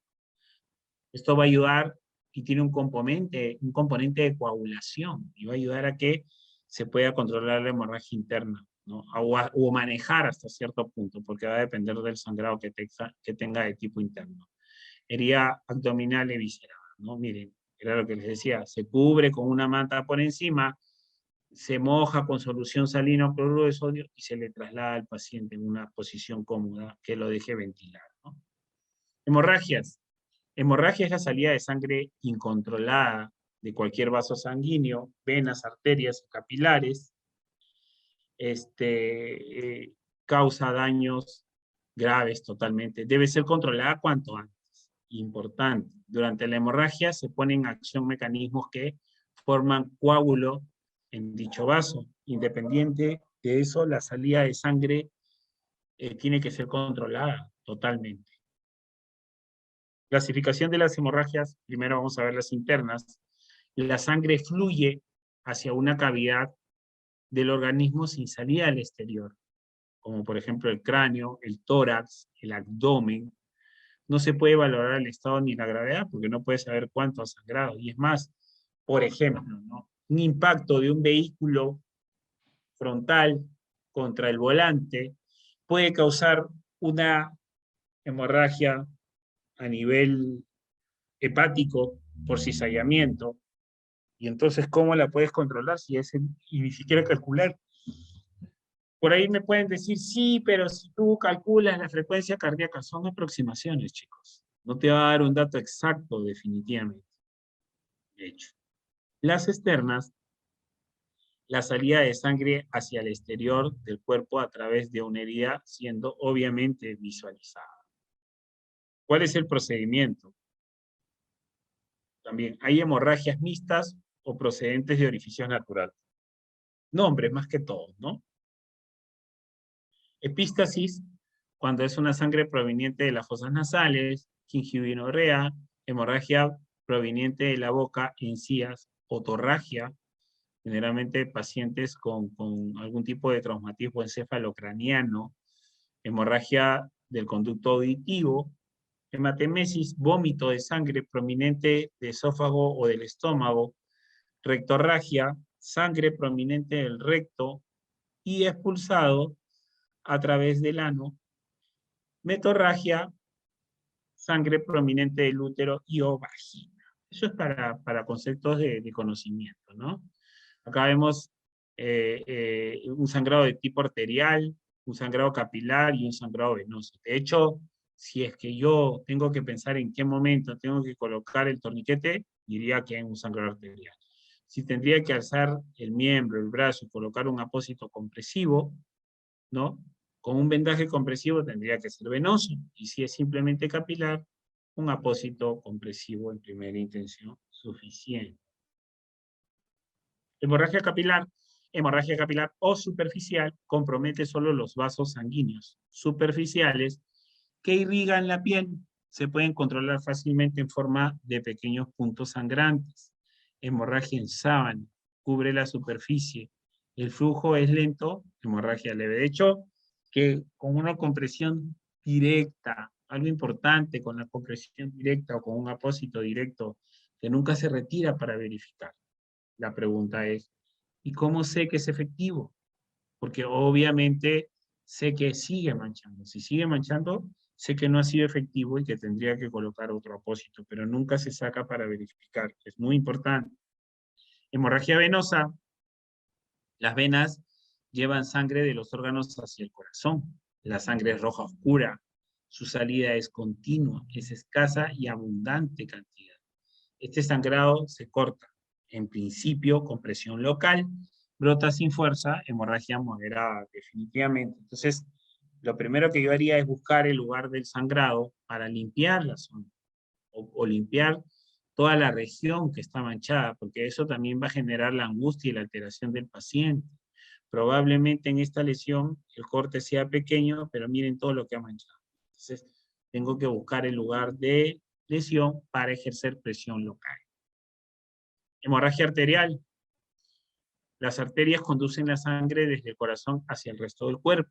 Su salida es en compás del pulso, en saltos rítmicos y con fuerza. Si no se trata pronto, esta lesión sangrante sobre una arteria importante puede provocar la muerte en menos de un minuto. Yo les decía, hay sangrados que se pueden dar en 35 segundos, chicos. Puede provocar la muerte en un minuto. Color de rojo brillante. Sale a distancia desde el cuerpo, es la hemorragia más grande. Entonces, de hecho, ahí en la evaluación del paciente de trauma, recuerden el XABC, control de hemorragia exsanguinante, eso es en X. Sigo valorando A, paciente inconsciente o inconsciente. Valoro B, se está ventilando. Llego a C y ahí recién tengo el control de otro tipo de sangrado del paciente, que obviamente puede comprometer la vida del paciente, porque la gente piensa que como se realiza X ya no se hace el C, no, igual, tengo que verificar, tengo que hacer una evaluación, porque ese sangrado, si bien es cierto, no es difuso, pero puede provocar el deterioro del paciente. ¿Qué hay que hacer? Obviamente calmar a la víctima. Antes de asistir a la víctima, el auxiliador deberá ponerse guantes descartables, descubrir la zona para evaluar el tipo de hemorragia, si es necesario se lava, y voy a poder observar el tamaño de la herida. 4, detener la hemorragia, totalmente. ¿Cómo detener la hemorragia? Presión directa. Ahí vamos primero al concepto general porque después vamos a ver el estómago. Presión directa sobre la zona de sangrado con un apósito estéril limpio de unos 5 a 10 minutos y evaluar. Evaluar, ¿qué significa, chicos? Apósito compresivo en primera intención, y evaluar no significa que yo levante el apósito. No se necesita levantar. Simplemente verifico. Si sigue manchando, quiere decir que el sangrado está aumentando. Si no, simplemente coloco un vendaje. Va a depender de la evaluación. Recuerden, si veo que el sangrado aumenta porque se sigue manchando es porque no ha parado y podría colocar un apósito en segunda intención, ¿no? ¿Qué es lo segundo que tengo que hacer? Si no sé, levantar el miembro va a ayudar simplemente por presión y ahí podría colocar otro apósito, ¿no? Y colocar un vendaje compresivo. Eso puedo hacerlo hasta en 3 oportunidades, ¿sí? Si aún no sé el sangrado, aplicar compresión directa digital también va a ayudar. Si es en este punto, por acá hay una terminación de la arteria humeral y podría colocar braquial y podría colocar una presión digital en esa zona para ayudar a detener el sangrado. Compresión digital sobre la arteria que irriga la zona, comprimiendo con 4 dedos la arteria. En caso del brazo, la arteria humeral. En las extremidades inferiores, la arteria femoral, aplicando el talón de la mano y haciendo los cambios, ¿no? Como les decía, primero apósito en primera intención, en segunda intención, en tercera, presión digital en una zona de compresión arterial y puedo también levantar o la elevación del miembro para ayudar por presión, ¿sí? En una zona donde puede ser interna, estas son las zonas donde yo busco una arteria prominente, las zonas de presión, humeral, la pedia, en este caso la femoral, la arteria femoral, y voy a comprimir en esa zona para ayudar a detener el sangrado. Acá están los puntos de compresión, los más utilizados: la arteria facial, la arteria carótida, la arteria subclavia, la arteria braquial y la arteria poplitea. ¿Cómo detener la hemorragia externa? Aplicar frío. Esto es una técnica que se utiliza en Europa. De hecho, acá no tenemos este conocimiento mucho. Hasta cierto punto, en un sangrado mínimo podría ayudar, ¿sí? No es tan efectivo, yo diría, pero va a depender de la opción que ustedes tengan. El frío puede producir vasoconstricción de vasos sangrantes, por lo que es bueno colocar compresas frías y hielo en zona afectada. Hay que tener precaución con el hielo porque puede provocar quemaduras, muy importante. Esto, como yo les decía, es una técnica europea. Debe introducir hielo en una bolsa y cubrirlo con un paño antes de aplicarlo en la herida. ¿Qué hacer en caso de hemorragia interna? Recostar a la víctima, levantar ambos miembros inferiores, evaluar signos vitales, soltar las ropas, cubrir con mantas, no dar de beber líquidos, solicitar ayuda para el traslado a centros asistencial, ¿no? Recuerden, ácido transaminónico, eso le va a ayudar para que tenga un componente anticoagulante. En el caso de una epistasis, sentar en una silla con cabeza levantada, inclinada hacia adelante. Es muy importante que hay que detener el sangrado. Y digo esto porque la gente piensa que si lo he hecho hacia atrás, que se pase la sangre, yo no estoy deteniendo el sangrado. Estoy dejando que se pase la sangre nada más. Aconsejarle que respire por la boca. Comprimir las fosas nasales. Yo comprimo las fosas nasales y hasta cierto punto, y dependiendo de la ubicación de este tipo de epistasis en la parte interna, podría ayudar a contrarrestar la hemorragia, ¿no? O introducir una gasa doblada y comprimir si continúa el sangrado. 4. Colocar paños fríos en la frente de la víctima. Si la hemorragia fuera importante y no cesara, en un plazo de 30 minutos llevar a un centro asistencial. Esto, como yo les decía, es una instrucción europea, cosa que valgan verdades, estando acá en el Perú, yo no esperaría, ¿no?, para ver el tipo de sangrado. Podría ser mínimo. Igual tendría que pasar por un centro asistencial o un médico para que lo evalúe. En este caso, si es en la nariz, un otorrino sería el médico que tendría que evaluar este tipo de lesión, ¿no? Torniquete. Debe utilizar como último recurso debido a las graves consecuencias que trae su utilización o necrosis. Esto está reservado solo en casos donde la hemorragia es tan grave que los métodos anteriores. De hecho, era lo que yo les decía, chicos.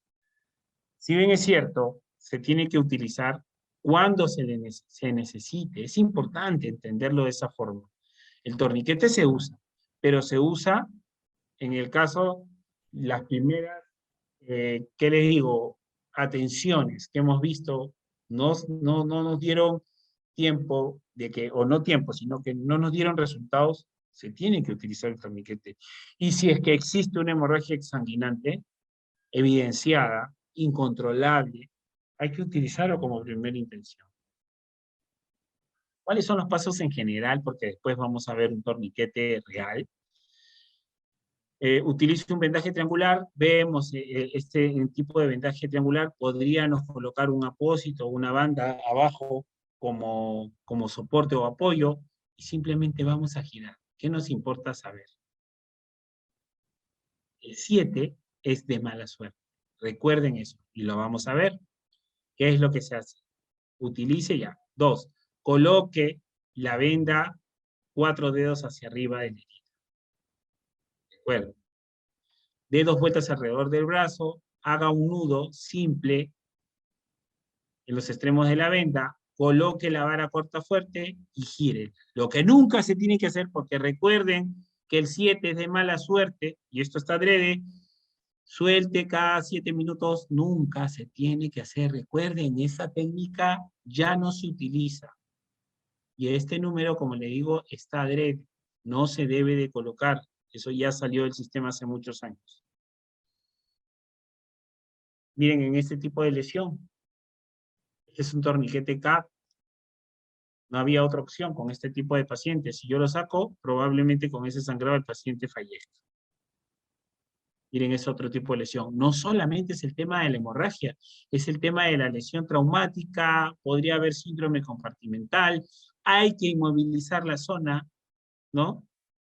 Entonces, ¿por qué en esta zona? Porque está lo más cercano hacia el corazón, desde la lesión, eso es uno, tiene varias lesiones, el paciente probablemente necesite 2 vasos periféricos, 2 vías periféricas, porque va a estar hipotenso, va a haber un problema de las vías aéreas. Entonces, miren el manejo continuo que hay que hacer con este paciente.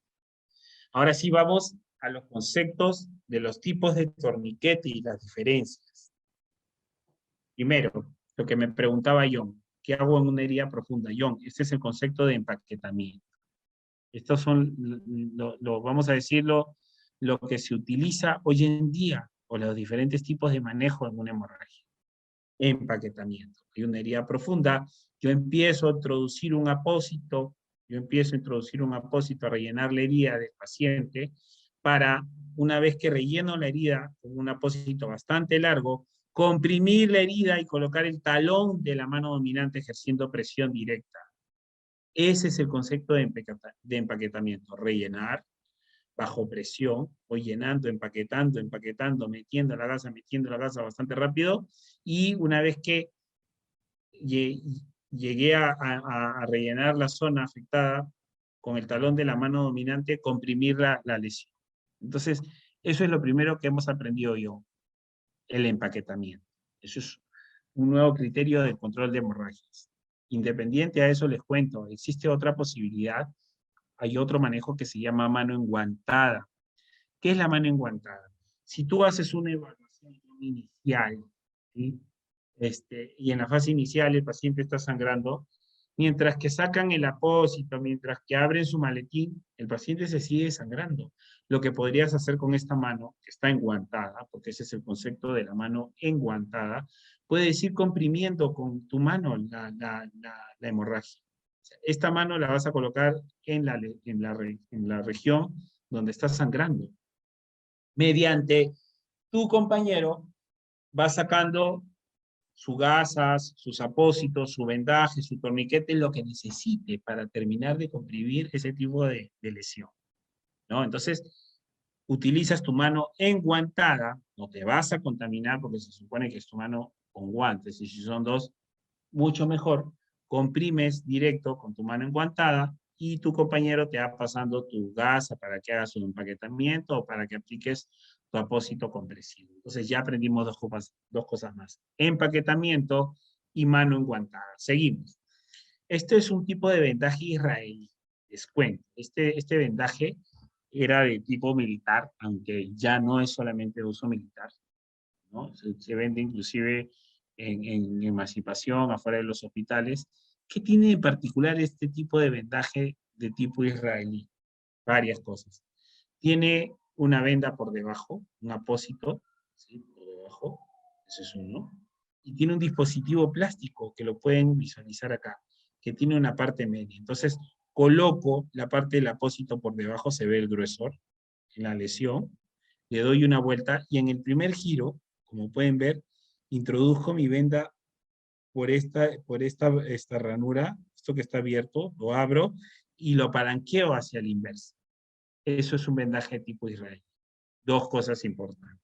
Este dispositivo adherido plástico por encima y el apósito que viene por debajo. Entonces, el apósito va por la parte inferior para ayudar a comprimir el sangrado, y el dispositivo, que en realidad va a ser palanca, se va a meter en la parte media, como ustedes pueden ver por acá, se abre la venda y se palanquea hacia el otro lado, hacia la inversa, y ejerce una presión. Ese es otro tipo de control de hemorragia. Este es un torniquete de unión, un SAM pélvico, que era lo que yo les decía. Este tipo de torniquete genera presión, ¿sí? De inflado, así como un bladder de un tensiómetro, y va a ajustar la región pélvica, generalmente en lesiones de trauma abiertas, como libro abierto de la zona pélvica, ¿sí? Y adicional, este tipo de, vamos a decir, SAN o torniquete pélvico, también puede ser a nivel torácico. Tiene unos dispositivos de plástico que se acomodan justo en el sangrado, ¿sí? Y pueden ayudar a comprimir. Hasta ahí, alguien me puede decir que este tipo de torniquetes no va a ayudar o no va a dejar que, en este caso, el tórax se pueda expandir para ventilar. Chicos, Gustavo, les cuento, es uno de sus compañeros que ha tenido la oportunidad de recibir instrucción conmigo en un centro. eh, eh, en este caso ha sido presencial, él es paramédico en una institución acá en el Perú, y él ha podido corroborar que este tipo de dispositivos sí deja la expansión, sí deja que uno respire y se expanda, porque se cree que no va a dejar que la persona respire. Sí, chicos, solamente ejerce presión en la zona de sangrado, que puede ser acá o en alguno de los puntos, ¿sí? Igual sí deja que una persona pueda respirar, o sea, sigue siendo efectivo para controlar la hemorragia, pero a su vez deja que la persona respire tranquilamente. Lo que sigue son los torniquetes, que ustedes pueden ver. Este es un torniquete CAP, hasta ahí. ¿Cuál es la diferencia de un torniquete de uso militar con un torniquete civil, ¿no? Porque piensan que el torniquete solamente es para un tema militar, y eso es totalmente falso. La única diferencia, chicos, es que el torniquete militar, les cuento, es negro porque es táctico. Y el civil podría ser rojo, amarillo, azul, sin ningún problema, ¿no? Entonces, es importante eso porque ahora para los centros de primera atención sí tienen que tener un torniquete para el manejo de los pacientes. Bien, hasta ahí. Entonces, el torniquete se usa. ¿Qué es importante saber? Primero, la procedencia y la fabricación para saber cuántos centímetros por encima de la lesión se tiene que colocar. Otra de las cosas importantes. Es importante anotar, porque ahí hay un espacio que dice time, para anotar el tiempo, a qué hora lo coloqué y cuántas vueltas le di, ¿no? Es importante. Gracias. Ahora vamos al Stone Blip, que era lo que yo les decía, al consenso del Stone Blip.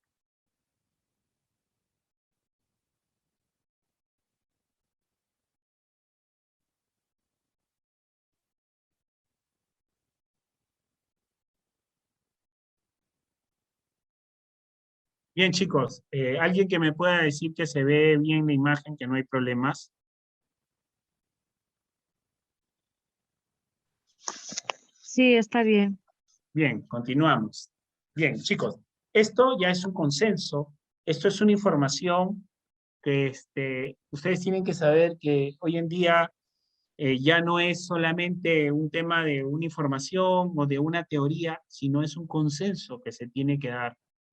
Este consenso, y es más, es un curso que ustedes ya lo tienen, que está dentro de su certificado, en el cual ya uno puede tener el control y saber de dónde nace esto. Yo les decía que se juntaron una serie de profesionales y se llega a un contexto de ver cuánto o qué se tiene que hacer para el control de una hemorragia. ¿Qué debes de saber para el control de una hemorragia? Bien, este consenso de Hartford, el conjunto, es un comité, es un conjunto para el incremento de la supervivencia de eventos, de tiradores activos y eventos intencionalmente masivos de emergencia, fue convocado por el Colegio Americano de Cirujanos en la respuesta al aumento y la gravedad de estos eventos. El comité se reunió en Hartford, ¿no?, en Connecticut, procedió de varios documentos como recomendaciones.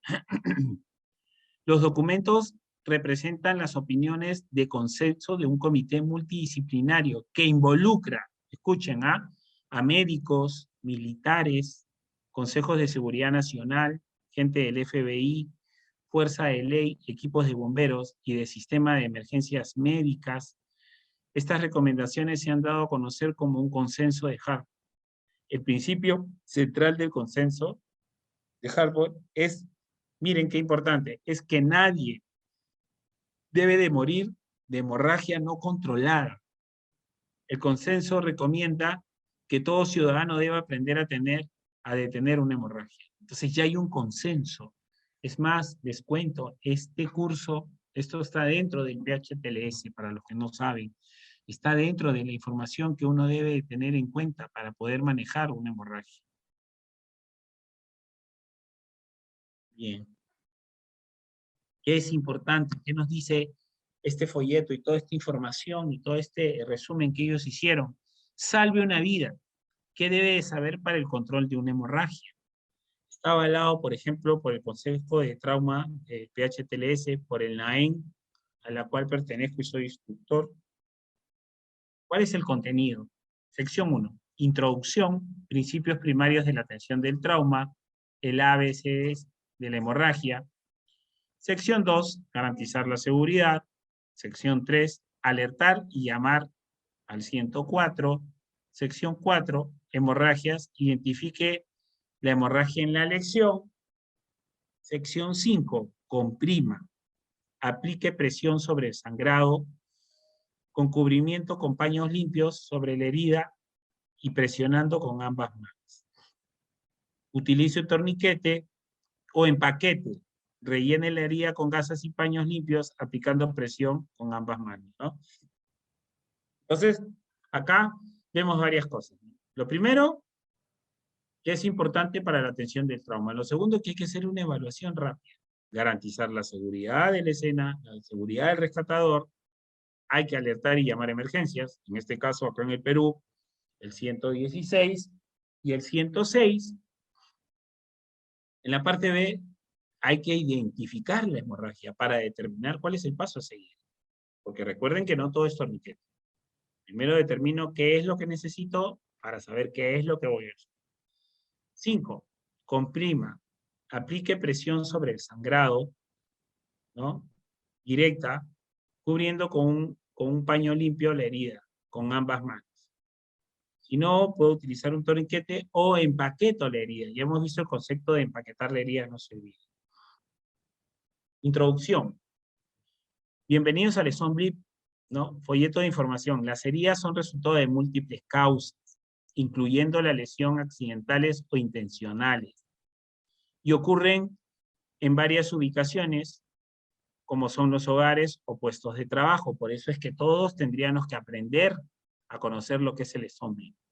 Esto hace importante que todas las personas que sean posibles sobrevivan a estas lesiones. La hemorragia incontrolable es la causa número 1 de muerte prevenible en trauma. Miren qué importante. Un gran número de personas se pasan controlando una hemorragia ante una lesión. Será mayor la oportunidad de supervivencia para los lesionados. Usted puede ayudar a salvar una vida conociendo cómo controlar una hemorragia a alguien, incluyendo a usted mismo. Les cuento que hasta ahora existe un curso que se llama TC3, que es el Tactical Combat Casual, que era, vamos a decirlo así, el THTLS militar, ¿no? Y en este curso te enseñaban a que nosotros como proveedores o como rescatadores tengas la opción de tú mismo saber cómo colocarte un torniquete, porque existe la posibilidad de que tú te lesiones y de que tengas que manejar o que te tengan que manejar la lesión.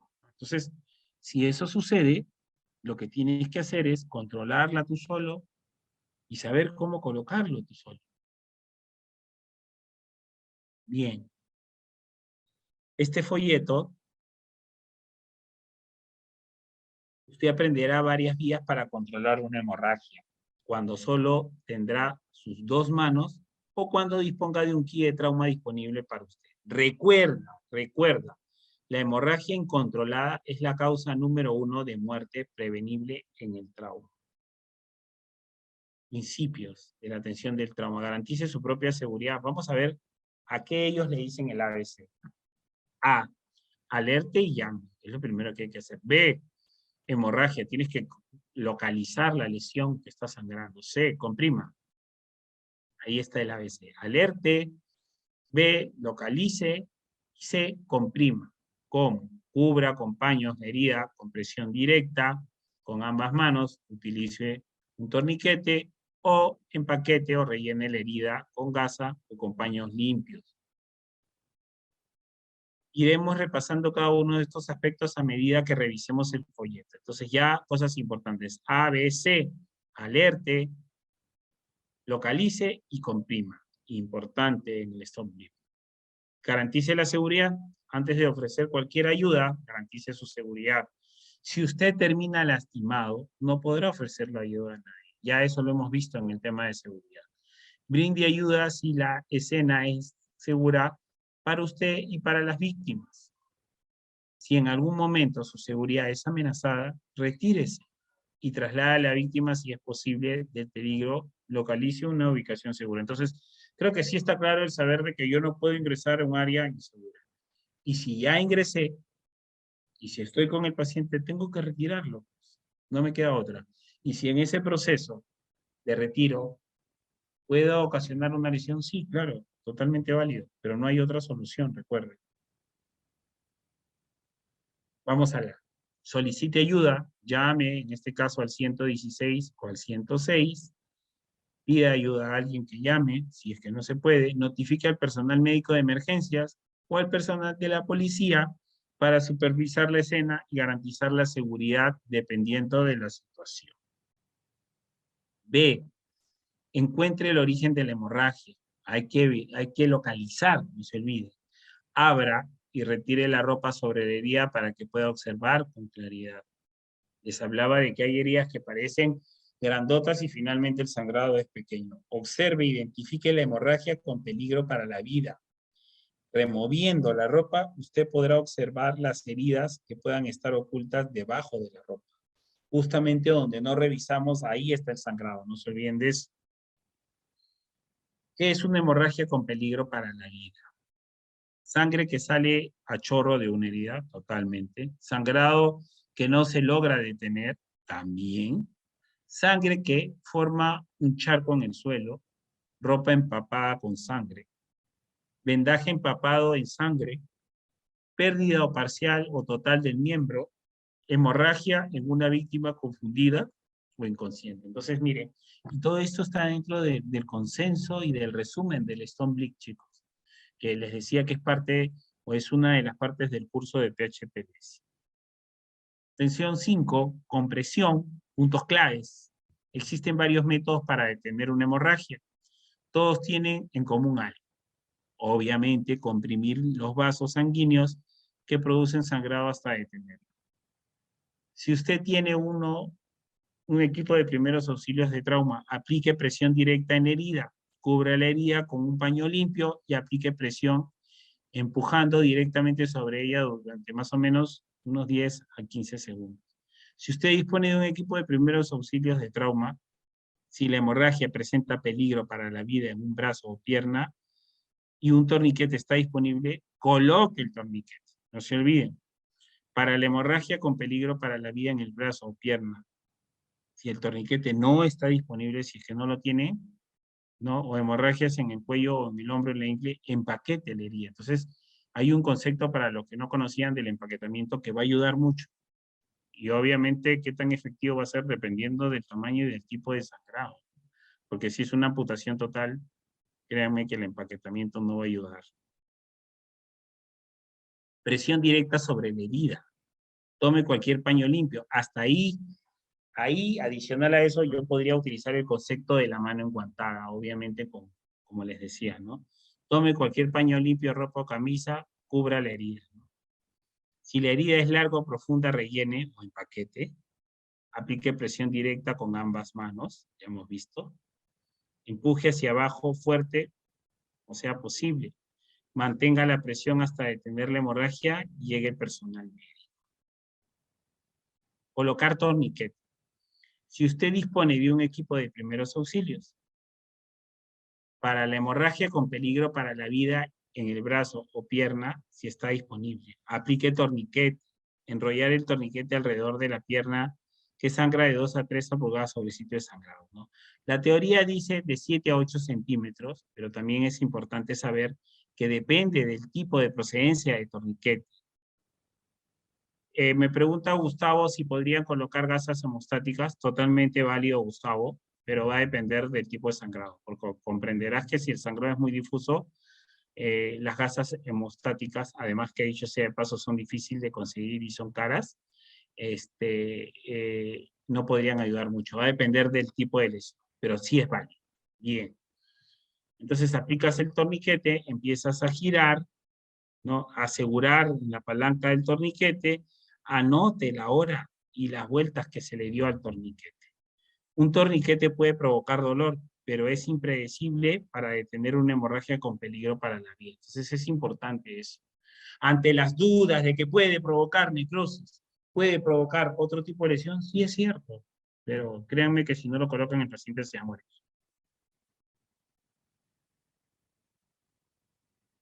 Empaquete la herida con presión directa, ya lo hemos visto.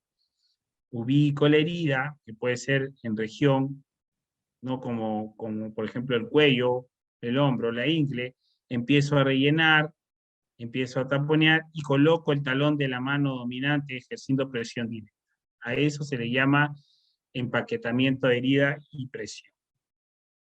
Vamos a hacer un resumen. Garantice su seguridad, importante. Busque la hemorragia con peligro para la vida, ¿no? Si está disponible el equipo de primeros auxilios, primero, no. Use paños o ropa limpia y aplique presión directa sobre la herida. Sí, donde es la herida, en el brazo, coloco, si está disponible, un torniquete.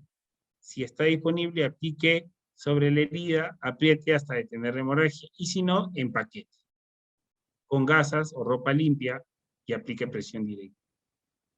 Y si es en el cuello y la ingle, lo mismo empaquetamiento. Entonces, yo creo que este resumen es una imagen que ayuda mucho en el contexto del Stone Blip. Este es el resumen, es importante que lo recuerden. La única cosa más trágica que una muerte por hemorragia es la muerte que podía haber sido prevenida. Es muy importante. Entonces, el Stone Blip es una iniciativa de un grupo de trabajadores interagencias federales convocados por el Consejo de Seguridad Nacional de la Casa Blanca.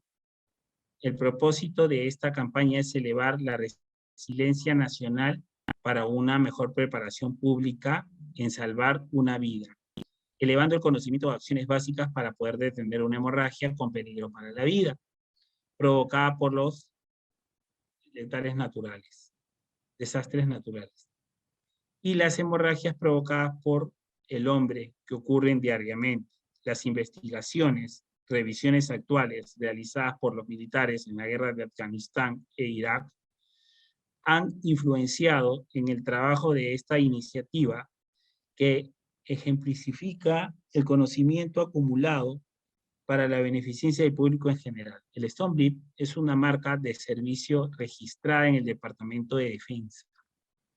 El uso y el equipamiento apropiado en el entrenamiento no garantiza toda que hemorragia pueda ser controlada y todas las vidas pueden ser salvadas. Entonces, este consenso nace en el año 2017, como yo les decía, por el Colegio Americano de Cirujanos en Estados Unidos, ¿no? Entonces, cosas importantes. Se coloca el torniquete, no se retira hasta llegar a un centro hospitalario, deberíamos tener un torniquete y deberíamos estar entrenados en el cómo colocar un torniquete. Recordar el concepto del XABC, control de hemorragias exsanguinantes, saber de que, cómo saber si coloco o no, de acuerdo a lo que ustedes evalúen. Recuerden el ABC. A, alerto. B, localizo y C, comprimo. ABC. A, alerto, B, localizo y C, comprimo. Bien, chicos, eso es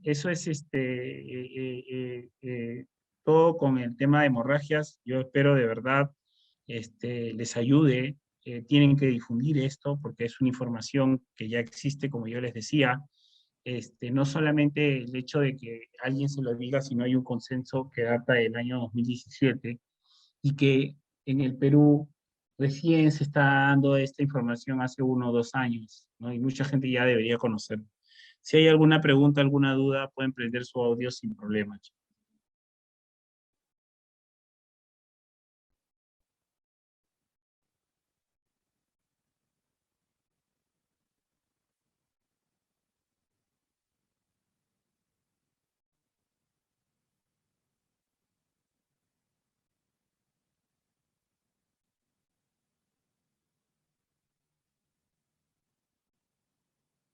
Sí, chicos, ¿alguien tiene alguna duda, alguna pregunta?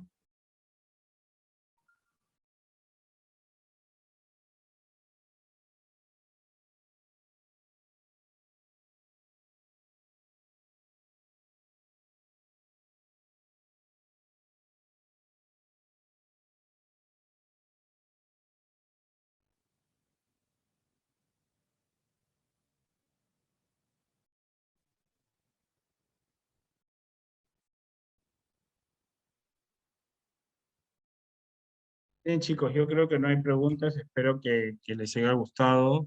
Hagan de esto un efecto multiplicador.